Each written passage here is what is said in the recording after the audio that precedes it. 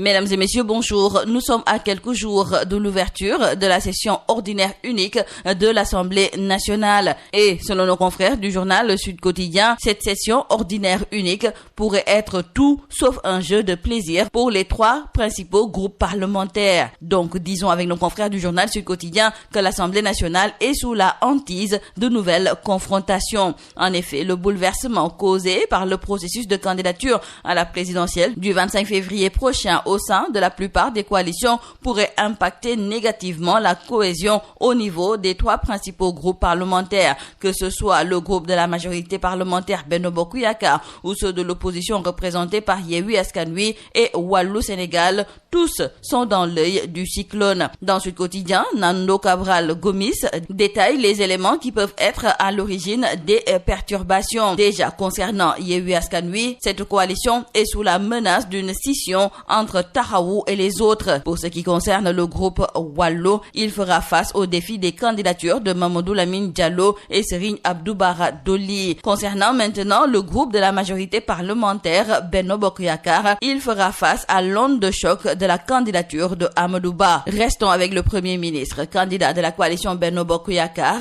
qui a lancé hier officiellement les travaux d'aménagement de la route Pire-Meouane Daya Diop. Amadou Ba, nous disons confrères du journal Le Sud Quotidien, a annoncé des projets de désenclavement dans toute la région de Thiès. Il était en visite hier à Tivaouane et s'est déjà mis dans la peau d'un chef d'État, écrivent nos confrères de Sud Quotidien. Dans le quotidien, nos confrères nous parlent aussi de cette visite auprès des chefs religieux. Hier, le Premier ministre a lancé des travaux et visité des chantiers de sites religieux. Gamou de campagne, c'est le titre qui barre la une du quotidien, Le Quotidien. Signalons également avec nos confrères du journal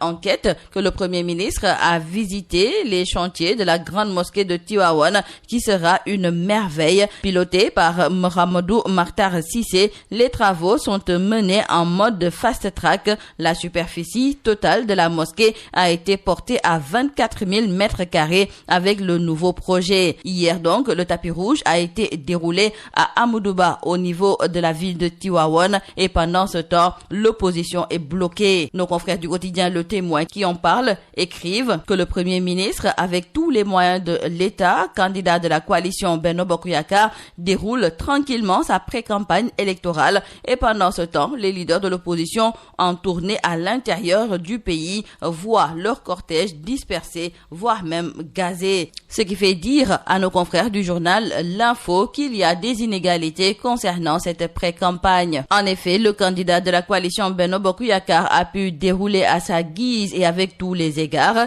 et ses potentiels challengers de l'opposition, eux, peinent à circuler correctement dans le pays. Nos confrères nous indiquent qu'après Malick Gakou à Kébémer, Dara, Matam, hier, c'était au tour de Bougane Gueye Dany en partance pour Khossanto de subir des tracasseries. Mais qu'à cela ne tienne, car dans le journal Tribune, nos confrères trouvent que la première urgence pour l'opposition, c'est de s'unir, car il y a vraiment nécessité de se regrouper autour de 2 ou 3 candidatures.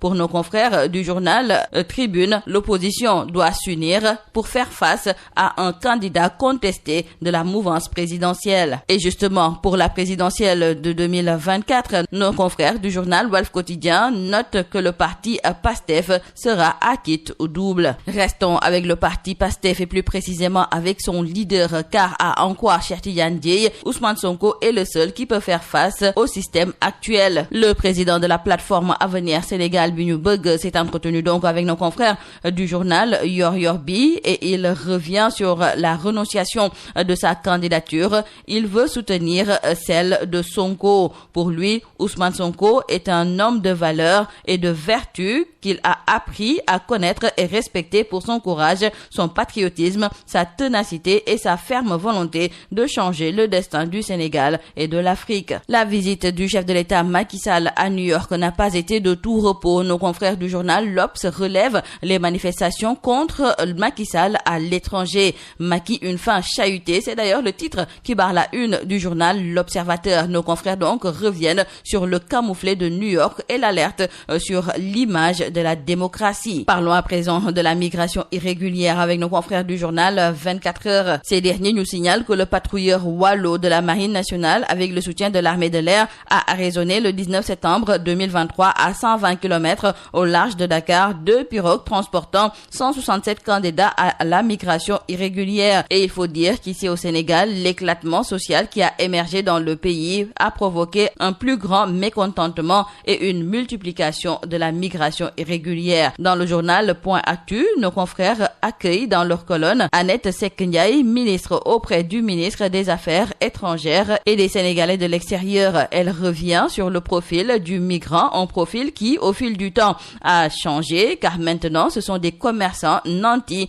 qui se risquent au voyage. Annette Seck Ndiaye pointe aussi les parents des migrants qui sont le plus souvent au parfum du projet et ils y contribuent pleinement. Le bilan de l'explosion de gaz passe à 6 morts à Derklé. Nos confrères de Vox Populi qui nous en parlent écrivent qu'après les 4 premières victimes annoncées hier, c'est une aide ménagère et un autre membre de la famille qui ont finalement succombé à leurs blessures. Le chef de l'État, Macky Sall, a présenté ses condoléances aux familles des victimes.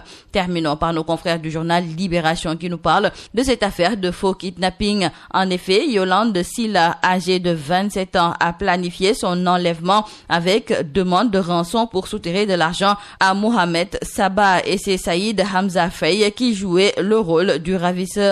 Une vidéo dans laquelle elle est attachée et torturée a été envoyée à son ami Mohamed Saba pour le paiement de 2 millions de francs CFA. Du vin rouge était versé à côté d'elle pour faire croire à la présence de sang. La gendarmerie a débusqué la mise en scène et Yolande Silla et Saïd Hamza Faye arrêtés pour association de malfaiteurs et tentative d'extorsion de fonds. C'est tout à vos journaux et très bonne lecture.